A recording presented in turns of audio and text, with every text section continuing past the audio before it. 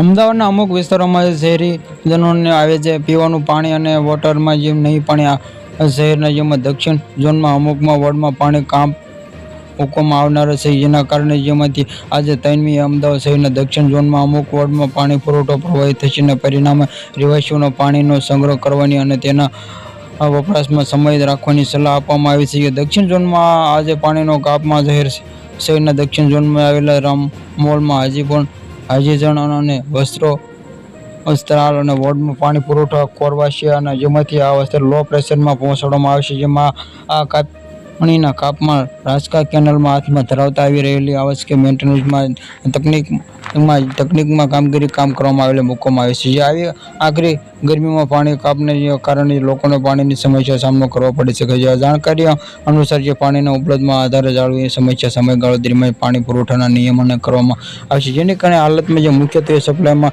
Line પરમાં જે કામ ચાલી રહ્યું હોય અને તે સપ્લાય કરવામાં આવતા પાણીનું પ્રમાણમાં સામાન્ય કરતાં ઓછું હોઈ શકે અને આ કામ પૂર્ણ થયા પછી પાણી પુરવઠો સામાન્ય સમયપત્રક મુજબ ફરી શરૂ થશે. Subscribe my channel, like, share.